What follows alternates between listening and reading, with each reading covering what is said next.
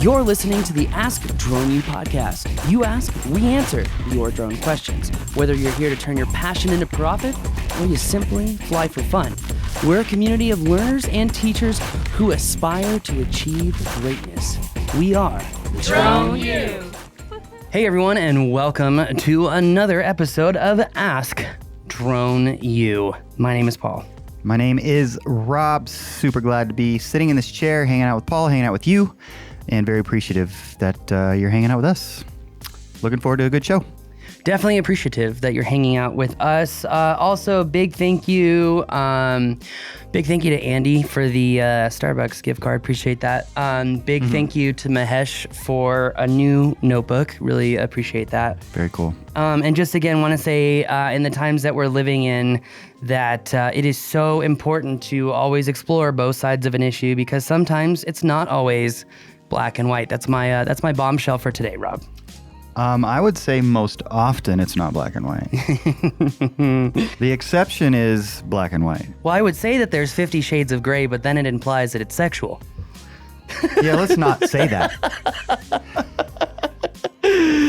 Anyway, I hope we can give you some humor today. We've got actually an incredibly stellar question.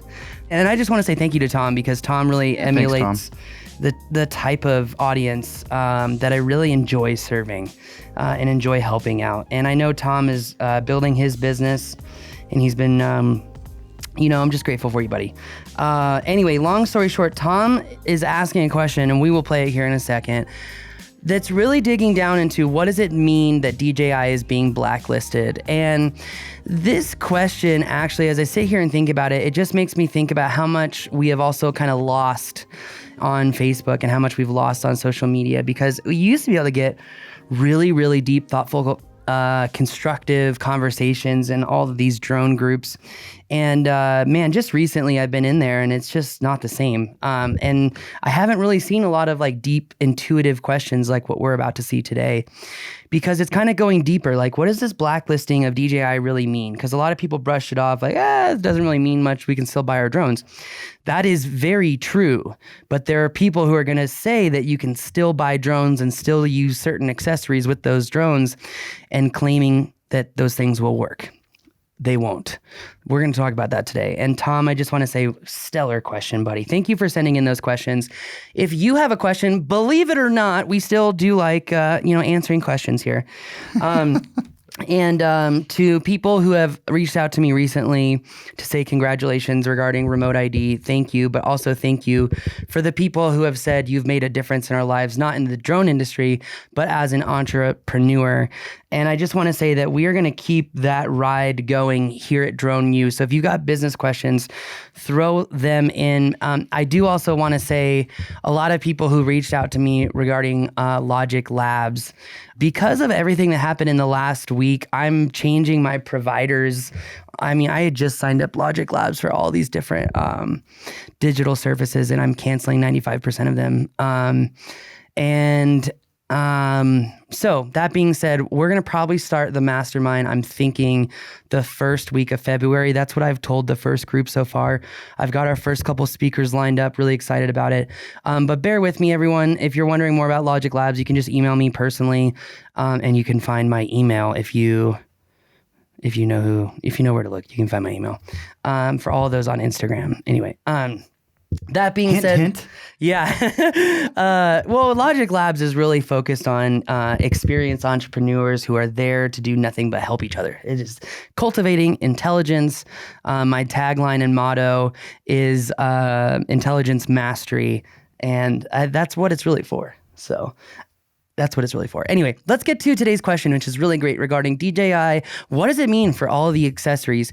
Today's question is brought to you by Props, Drone U's newest flight school. In fact, the first augmented reality flight school, a flight school that makes managing drone teams and programs easy. That's right, managers. We want to make your job easier, because at Drone U, we have seen so many drone programs, fail to launch.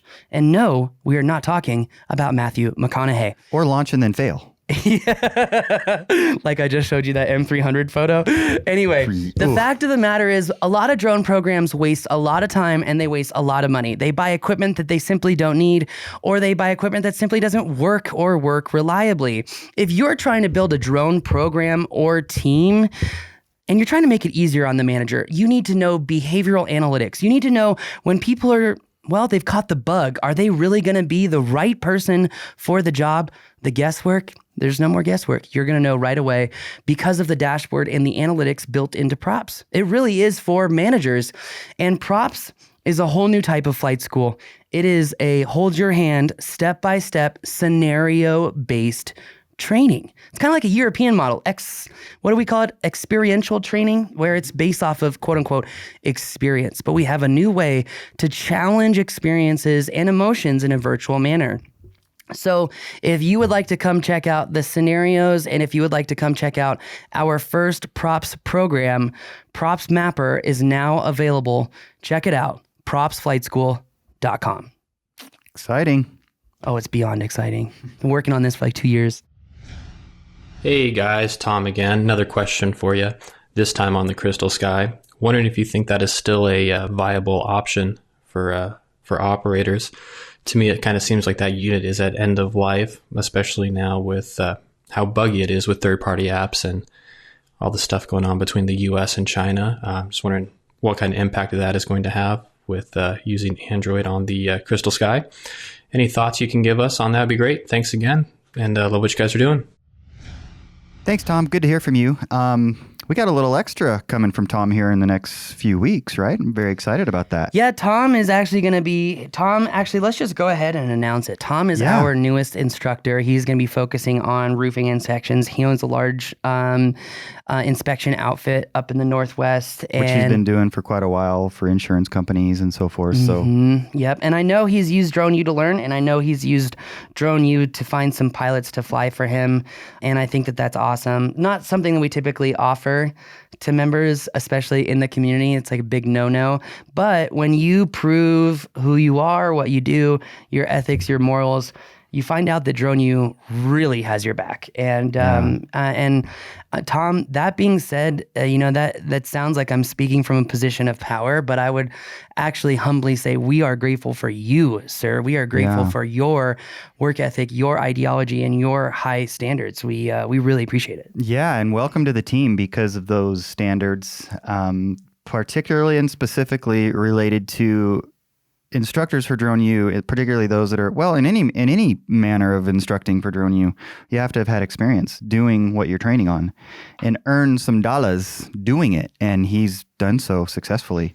So we're excited for him to bring this knowledge to the community. And he has scaled it successfully. Mm-hmm. So that's exciting. So for DroneU members, if you are a DroneU member right now, that roofing inspection class using a couple different aircraft and a couple of different softwares will be out soon. But for our Props members, that class will be out in the Props Mapper section. But that's only available to our insurance companies, our insurance clients. So can't detail who that is. But anyway, long story short is it's really exciting. And Tom, welcome to the flight crew, my friend. Thank you very much. Indeed. So Crystal Sky. I got to say just one more time how brilliant and intuitive this question is, Rob, because it is really, really, really smart. Do you remember when Huawei was added to the blacklist? Yeah. How long has it been? A couple years? It's the way that the last year has gone. I don't know how long ago it was. Which way is up? Time has now that the sky is red. Yeah. Let's just say that I understand gravitational waves now in regards to time. So that being said, this year, Huawei, we saw the blacklist. I want to say it was 2020, maybe it was 2019. Either way, what was the big deal about that? The big deal was that Google said, no more Android, right? If you're on the blacklist, you can't technically do business with certain entities, etc. That being said, what does it mean for DJI? Is the big deal the fact that you can't buy DJI drones anymore? No, you can still buy DJI drones. In fact, I know a few people who bought them this weekend. That being said, now, should we expect electronic stores to not carry DJI? You might see that. Yeah, you might see that. But the big deal are the accessories. The Crystal Sky, which runs Android. Is Google going to shut down DJI in running Android? I think, well, the proof is in the pudding. And Tom's question is really, really powerful because we had a question come into the mapping class and something we were doing, and Tom chimed in about his inability to update Pix4D and update other applications on the Crystal Sky. There's just no support for it. Like DJI said, yes, we'll support third-party apps. We got them on there, but no, we won't support updating them. That's the world of lunacy. I don't know why bother in the first place, but anyways. It's kind of like this language of, we're going to tell you what you want to hear, but that's only what we're going to give you. Don't assume or expect anything beyond those words. Yes, we will support your ability to have an app. We never said you'd be able to update it. And ultimately use it. We never said you could use it. We said you could put it on there. No. Anyway, in all funniness, the fact of the matter is that people are already struggling in the field using Android on the Crystal Sky. And reading some more of Kevin's report, Kevin Finisterre, hopefully I'm saying his name right. Reading his report, there might actually be an issue with Crystal Sky. I need to understand more. So I'm not saying whether there is or is not an issue. I need to learn more. That said, what I do know for a fact is that a lot of our pilots who are using Crystal Skies are having extreme difficulty in doing regular mundane tasks with their Crystal Sky. And, Tom and I were kind of talking about this back channel conversation earlier this week, and we were just saying, you know what, we should probably talk about this because there are going to be drone teams that are out there that are buying new equipment. They're buying Crystal Sky, expecting, certain things to work, and they're just not going to work. And so this is just a perfect example of try before you buy, test. Going back to Dave C. And his whole trial by fire thing, man, I learned so much from that guy. I think we all need to be like Dave C. Unfortunately, I can't say his full name on the show, but Dave C. taught me something that you never, ever take someone at their word. Make them prove it. You can give them trust, but just verify. It's that whole trust but verify, but he does a trial by fire. Like, I'm going to put you in a scenario. I don't give a crap what you say about your product. Let's see it perform. Because if it doesn't perform, F you. So. We've been around for some of those failures, actually. They were spectacular too, by the way. Oh man. Yeah, especially to see his response and the non-punch pulling Dave. He's my hero. He's my hero. Anyway, so he mentions the question specifically, is it at end of life? And are we willing to say that? Are you willing to say that or not quite? Here's the thing. There are still Did it ever have much of a life? I don't think that it did have very much of a life. Drone, you definitely wanted to cater to some of our enterprise clients who wanted to map using Crystal Sky.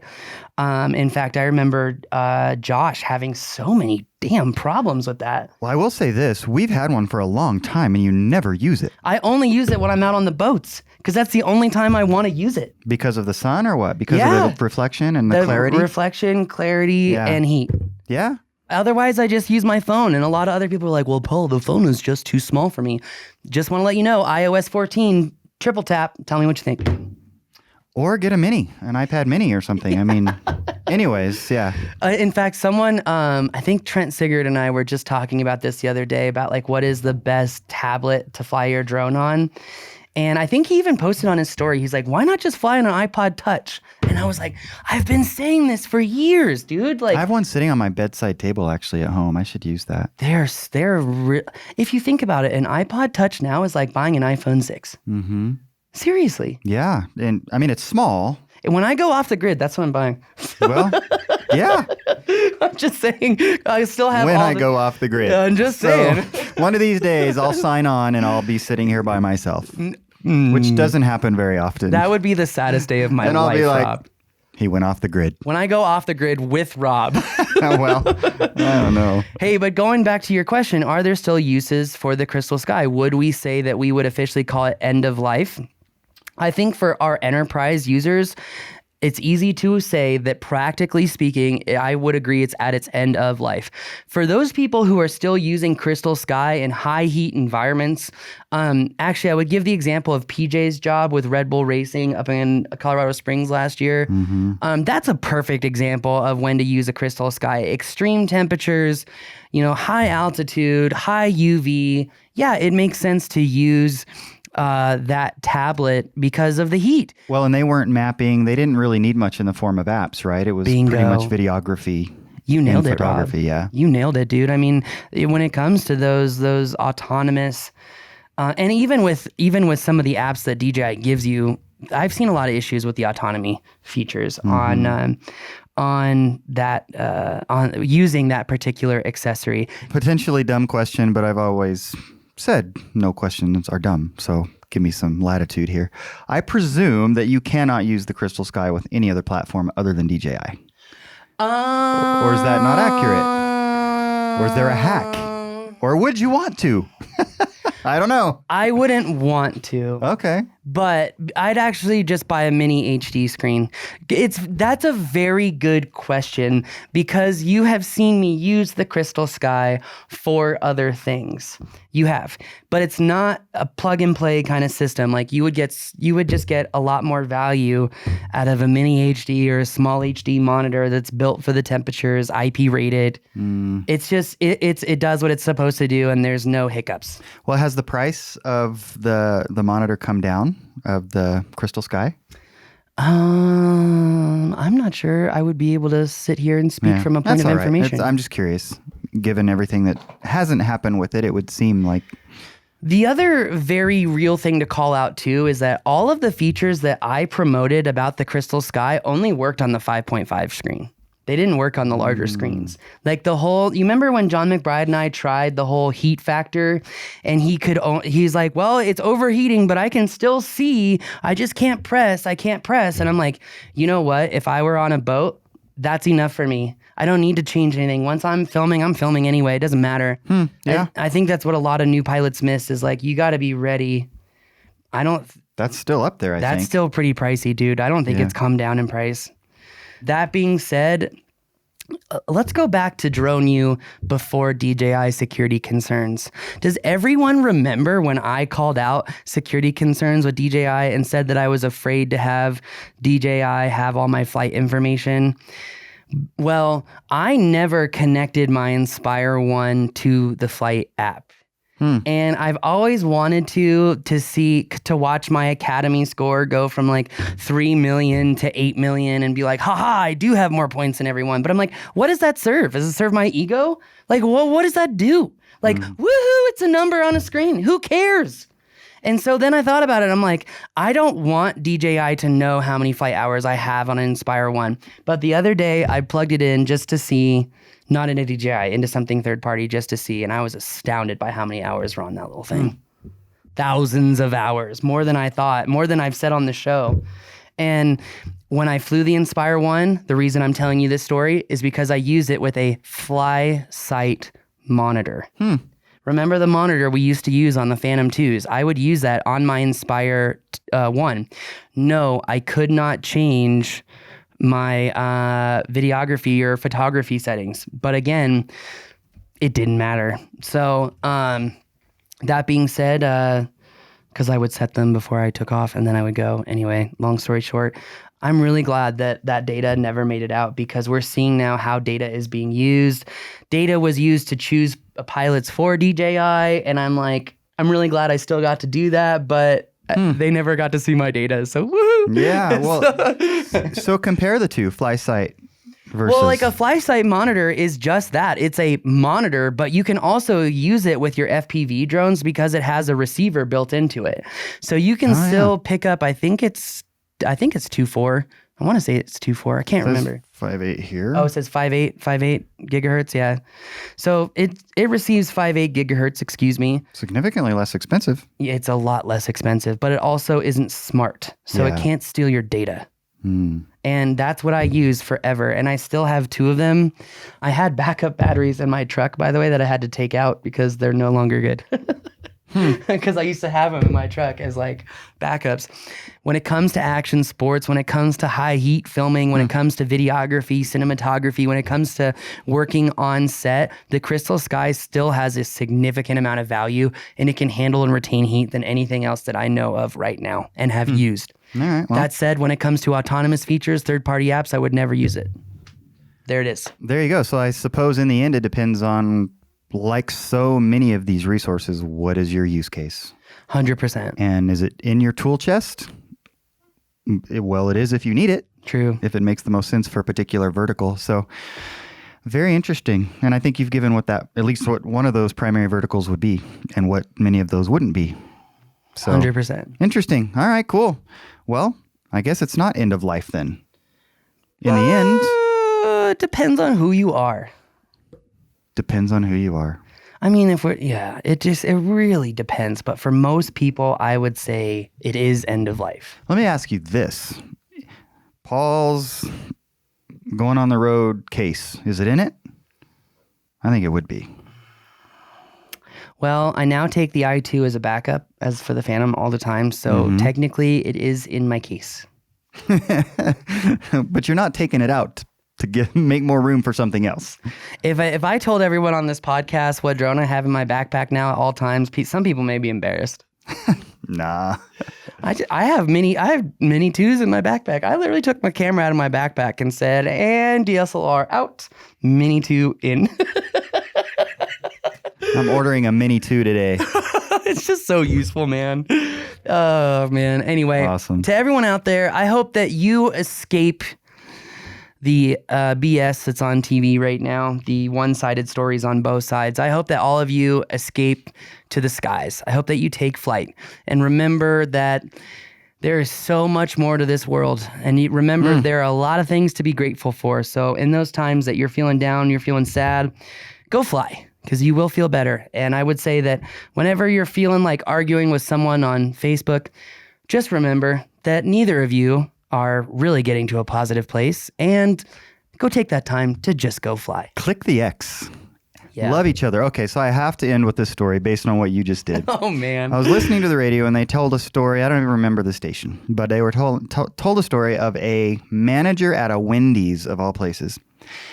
And when people drive through and place their order, she repeats their order, of course, and does the normal thing and then says it'll be $2.78 and I love you. Literally. I know it sounds weird. Okay? Interesting. They interviewed her and they It said... probably sounds a lot more weird if you're from the East Coast, too, because the East Coast is just so much more guarded than the West. Like, Maybe, and I don't think she would care, and I love it, because what she said, sort of her tagline was, if people can hate so easily for no reason, I can love for no reason. I'm like, you go, girl. More people need that attitude, and with that, I'm out. I don't know. Yeah, anyways. I love it. I love it too. I love it, man. All right. To all of you dronies out there, men, women, lads, and lassies, go out and fly. Take flight. Enjoy the airs and remember all the things that we already do have. My name is Paul. I'm Rob. This is Ask Drone You. Send in those questions, baby.